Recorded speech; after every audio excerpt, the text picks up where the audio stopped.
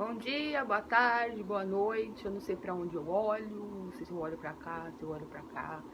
Tudo bem, gente? Ó, eu vou falar algumas coisas antes de começar a aula. Eu nunca fiz videoaula, nunca me filmei em vídeo. Como eu posso dizer? Eu nunca pensei em fazer isso, né? Vocês sabem que na sala de aula eu sou mais dinâmica e essa foi uma das razões por eu fazer esse vídeo com vocês. Por quê? Porque nas nossas aulas de sociologia, 5% é o que eu passo nos slides para vocês, né? Que é só um resuminho do tema da aula do dia. E o restante, 95%, sei lá quanto que eu falei que era. Enfim, 95% é debate. Então a gente conversa mais do que vocês copiam aquelas atividades escritas. Então eu pensei mais nisso, vamos ver se vai dar certo, não sei. Eu tô me olhando aqui, ó, tá muito estranho, Eu tenho até dó de vocês que ficam vendo isso todo dia. Então, aula do terceiro ano, do ensino médio, disciplina de sociologia, sou a professora Priscila. Vamos começar.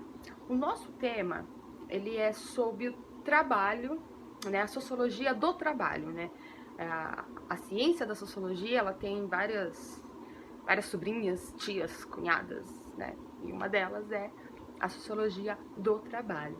Lembrando que o trabalho, né, a denominação trabalho, é a ação transformadora do homem sobre a natureza, tá? E para alguns o trabalho é a dignificação, né, do homem, e para outros é sua ruína, é a sua exploração, não é tão bom, tá? E através do trabalho, o ser humano ele modifica a sua natureza e a sua própria natureza e o mundo, tá? Porque desde diferente vai a passagem do tempo, nós temos a crença que se professe,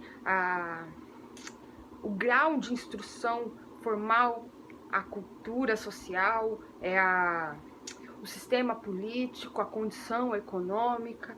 Então, desde a existência do primeiro ser vivo, o trabalho está presente na vida humana, tá? Então, desde aquela época da pré-história, né, que vocês estudaram isso nas aulas de história, a partir do momento que o homem está ali, ele precisa trabalhar, ele precisa caçar, ele precisa coletar, ele precisa se proteger, é um trabalho, tá?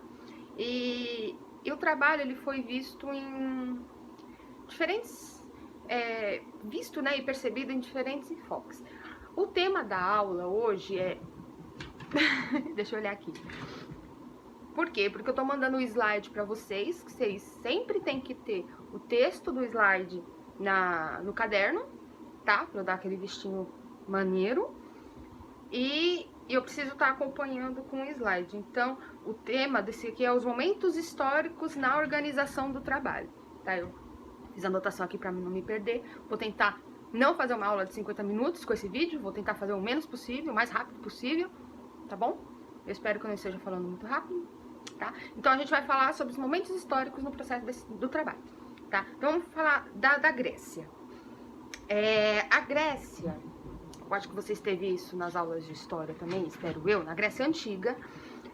Vocês sabem, vocês lembram, vocês estudaram, que o homem grego, ele é livre. É uma sociedade de homens livres, né? Só que assim, para o homem grego livre, para ele ser livre, o que ele precisa? Ele tem que ir nas assembleias, ele tem que fazer as discussões políticas, aquelas discussões sobre os direitos do cidadão, né, sobre a cidadania. Eles precisam ir nas escolas, pensar sobre a filosofia, sobre matemática, né? Se o grego trabalhasse naqueles serviços, né, da colheita, da pecuária, aqueles serviços de casa, né, os serviços de rua, né, da cidade, eles não teriam tempo para fazer essas assembleias, né, para pensar, para ser livre. Então, na Grécia, o trabalho em si, ele é considerado indigno. Eu não sei pra onde eu vou. Ele é considerado indigno. Então, se eles não se achavam indignos, eles tinham que ter tempo livre, porque eles eram homens livres, não mulheres, tá? Nas aulas de história, eu acho que vocês já estudaram essa questão do homem e da mulher na Grécia. Quem trabalhava? Quem trabalhava? Os escravos. Só que quando a gente fala escravos na Grécia Antiga, na Roma Antiga, né? Na história greco-romana, a gente tem que tirar um pouquinho aquela visão que a gente tem dos escravos que a gente sempre estuda, daquele período do neocolonialismo, né, da questão de trazer, principalmente dos africanos que vieram para a América, né, enfim, que foram naquele período, né, do neocolonialismo. O que a gente estuda foi um dos períodos mais tenebrosos da nossa história, da história humana. Mas enfim, a gente já chega lá.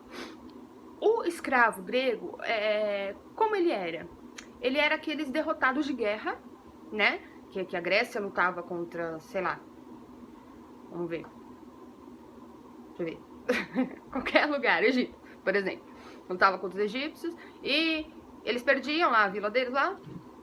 Pegava os perdedores como escravos. Também tinha um escravo de dívida. Esse escravo de dívida, ele era considerado um pagamento. Ah, eu tô te devendo, tá, mas tem dinheiro aqui agora não, eu tenho esse escravo aqui, pode ser? Ou eu tenho meu filho, né, eu tô te devendo, se eu não te pagar você me mata a minha família, ou pega os meus bens. E ele cedia alguém, ou da família, ou qualquer um, como escravo. Então esses eram escravos gregos, tá? Uma coisa assim, a gente sabe que esse período que eu falei do homem africano como escravo, eles eram considerados como coisas, como mercadorias. Na Grécia, os escravos também eram considerados propriedades, mas a grande diferença era que o escravo grego, ele não sofria maus tratos e punições físicas. Isso era uma lei grega. Então, essa é a diferença, mas era escravo. E como eu posso dizer? Uma curiosidade grega, né? O nosso funcionário público, que a gente conhece hoje, dizem que, não é comprovado, é estudado, mas não é comprovado, é uma teoria. Dizem que o funcionário público que a gente conhece hoje foi inspirado nos escravos gregos. Porque assim, na Grécia que vocês estudaram, existia a democracia grega, correto? Na democracia grega, ninguém poderia ficar no poder depois de um certo tempo, como os nossos políticos de hoje, né? Eles têm um período de 4 anos e é trocado. Na Grécia era 1 ano ou 2 anos, eles eram trocados também. Só que tinha os funcionários públicos. Tinha aqueles escravos que eles trabalhavam para a metrópole, para a polis. E esses escravos, se eles ficassem trocando junto com os outros magistrados, ia dar uma confusão na burocracia da polis. Então eles tinham meio que um emprego vitalício, tá? Então são os escravos públicos que pertenciam à metrópolis, eles continuavam no cargo. Certo? Agora a gente vai falar Idade Média, tá? Na Idade Média, vocês aprenderam isso no ensino fundamental, 6º, 7º ano. Sempre lembra da pirâmide. No slide que eu mandei pra vocês tem a pirâmide lá que eu fiz bonitinho. A gente lembra da pirâmide. Então, o topo da pirâmide é o clero, que é a igreja. No meio, nós temos a nobreza. Embaixo, o povão, né? Os servos. E a gente sabe que esse trabalho era servil. Mas o trabalho, ele foi... na Idade Média, o trabalho, diferente do grego, ele tinha bastante semelhanças. Mas o que mais destacava, que o trabalho na Idade Média, ou na era cristã, ele era considerado como castigo, como uma punição aplicada pelo divino, tá? Então, pensamos na sociedade dividida ali, na Idade Média, na era cristã. Então, a gente tinha o clero, acabei de falar, né? A nobreza e os servos, né? Os trabalhadores, o povão nosso. O clero, eles eram representantes de Deus na terra. A nobreza, eles eram, principalmente no período absolutista, eles eram os enviados de Deus. E tinha o povo. O povo não tinha nada a ver, eles eram servos e eles tinham mais pecados que os de cima da pirâmide, tá? Então, a sociedade da Idade Média era dividida assim. Então, o trabalho servia pro pessoal de baixo da pirâmide, pros servos. Por quê? Era o castigo de serem servos, era a punição de Deus. Só que assim, mas e os outros dois? Com o povão trabalhando, eles tinham tempo para orar e tinham os tempos para guerra. Então, o clero, ele funcionava com oração, né? Eles eram os representantes de Deus, então tudo que era questão divina, né, na sociedade, né, eles representavam. A nobreza se empenhava mais nas guerras contra outros clãs, outros lugares, enfim. Eles cuidavam dessa questão e sobrava pro povão trabalhar, tá? Agora vamos pra onde? Au! Fui atacado. Vamos pra Idade Moderna. Tá, na Idade Moderna a gente tem o ressurgimento... Ai, doeu. A gente tem o ressurgimento da... Essa tosse não é Covid não, tá? Engasguei. Tem o ressurgimento do comércio e de uma nova classe. A gente já vai falar dela, tá? Eu fiz os tópicos aqui só pra eu não me perder, porque vocês me conhecem em sala de aula, vocês sabem que eu vou falando uma coisa, de repente eu falo outra, aí eu anotei tudo bonitinho pra gente ser rápido, tá? Cadê? Nova classe, o trabalho... Ah, tá. Aos poucos, o trabalho começa a ser valorizado. Não é mais castigo divino, não é feito pelos escravos, mas se atentem à palavra aos poucos, não foi de supetão, tá? E em contrapartida, a escravidão moderna foi aquela que eu falei que foi uma das piores da história. Em diferentes épocas, o trabalho escravo eles eram considerados pessoas, como eu falei. Já na era moderna, eles eram mercadoria, transformados em coisa, um objeto possível de venda, compra e troca. E eles perdem a sua identidade, a sua família, a sua cultura. Quando a gente vai falar da escravidão africana, a gente precisa ressaltar que, assim, os traficantes de escravos, né, dos navios negreiros, eles iam na África pegar os escravos. Muitos eram vendidos, daquela questão de derrotados, né, de guerra, que um povo ali, um povoado lutou com outro, aí eles pegaram os derrotados e venderam para os traficantes de escravos que a gente conhece, né, dos colonizadores. Só que assim, eles traziam para a América em um navio, chamado navio negreiro. E eles não colocavam todo mundo daquela vila, daquela região africana no navio. Eles pegavam um pouquinho daqui, um pouquinho de outro país, um pouquinho de outro país e colocavam no navio. Desde o navio até chegar aqui, a pessoa, ela convive com outras pessoas que não falam sua língua, não é da sua família, é de uma cultura diferente, chega aqui num lugar muito distante, então ele perde a sua identidade, perde a sua cultura e principalmente perde a sua família, né? Enfim, período muito triste, né? Então nós temos na Idade Moderna, nós temos a ascensão da burguesia, a industrialização dos países, a queda dos regimes absolutistas. Lembra não sei se eu dei aula para vocês de Revolução Francesa, né, que foi um marco na história, que era o período absolutista do reinado do Luís XVI, com a Maria Antonieta. O povo se levanta, o povo se junta com a burguesia e eles derrubam esse governo absolutista, tá? Lembra também que na Idade Média o pessoal ficava no campo, aí na Revolução Industrial, né, nessa era moderna, houve o êxodo do campo para a cidade. Aí já muda a sociedade, né? Então eles tinham um comportamento diferente ali, eles tinham uma cultura diferente, de repente eles saem daquela vida e vão para uma cidade, para um lugar diferente, completamente diferente, porque no campo, mesmo ele sendo servo, ele tinha o seu sustento. Na cidade, trabalhando em fábricas, não. tá? Eu vou explicar rapidinho por quê. E nós temos crescimento urbano e o trabalho passa a ser visto não apenas no campo, mas também nas cidades. Então, você chega num lugar para trabalhar numa fábrica. A fábrica, ela não tinha leis trabalhistas, tá? Quando foram criadas na era moderna. Então, você trabalhava de 16 a 18 horas por dia, não tinha férias, não tinha o salário mínimo, você ganhava muito pouco. Nós tínhamos a exploração do trabalho infantil, porque o pai de família, ele ganhava pouco na fábrica. E ganhando pouco, ele não conseguia sustentar a família, porque ele morava numa cidade, ele morava num cubículo, sabe? Sem saneamento básico, aquelas condições horríveis. Ele morando na cidade, não conseguia sustentar, as crianças tinham que trabalhar. Quando eu falo crianças, não são crianças de 12 para cima.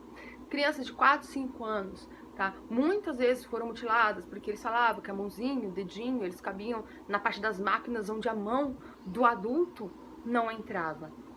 Teve a exploração do trabalho feminino, tá? Muitas mulheres sofreram por serem mulheres trabalhando em fábrica. A questão da criança e da mulher, eles ganhavam salários muito menores do que o homem adulto, tá? Teve tudo isso.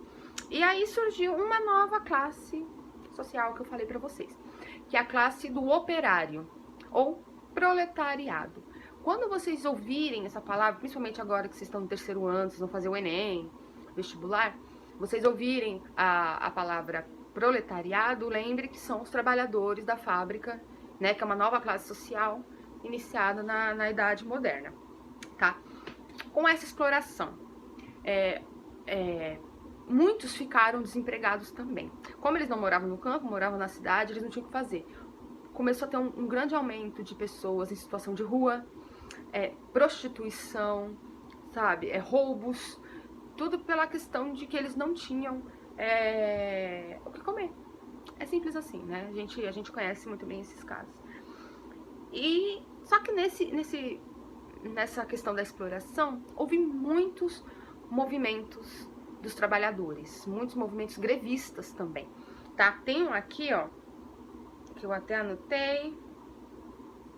Tá. Tá. Agora, eu escrevi aí no grupo que eu ia falar do trabalho, para vocês assistirem o vídeo inteiro, para vocês pegarem o trabalho que vocês vão fazer. Então, vamos lá. A Sociedade do Trabalho, como eu falei, movimentos grevistas, mas surgiu outros movimentos, que são o cartismo, o ludismo, o sindicalismo e as utopias sociais em prol do sistema igualitário, que nós temos os socialistas e os anarquistas. O trabalho que eu quero que vocês pesquisem sobre o ludismo, cartismo, o sindicalismo e essas utopias em prol dos sistemas igualitários, que seria o socialismo e o anarquismo. Uma pesquisa rápida, escrevam no caderno e me mande no privado, tá bom? Então vamos lá. Aqui que eu tenho que olhar na data, porque você sabe que eu não me atento a datas, né? Que nós somos historiadores, sociólogos, nós somos calendários. Então vamos olhar aqui. Em maio, 1º de maio de 1886, milhares de trabalhadores foram às ruas de Chicago, nos Estados Unidos, pedindo melhorias de serviço, melhorias no trabalho, como a melhoria de tudo, menos horas, o salário melhor, tal. Então, no 1º de maio de 1866, milhares de trabalhadores foram às ruas de Chicago, nos Estados Unidos, pedir melhorias. Só que em 1889, o Congresso Operário Internacional decidiu criar o Dia do Trabalho em homenagem aos mortos e feridos desse 1º de maio de 1866, tá? E, na verdade, aos poucos eles foram conseguindo 8 horas por dia de trabalho, mais pra frente, salário mínimo, a questão da idade, né, registro. Uma observação, muitas escolas, nessa época da Era Moderna, tinham 2 escolas. Então, tinha as escolas para aqueles que seriam os donos das fábricas e tinham as escolas para aqueles que seriam futuramente operários, o proletariado. Então, esse sistema que a gente vê nas escolas, ele é dessa época. Ele é aquela carteira enfileirada, o professor na frente imponente, sinal de entrada, o sinal de comer e o sinal de saída.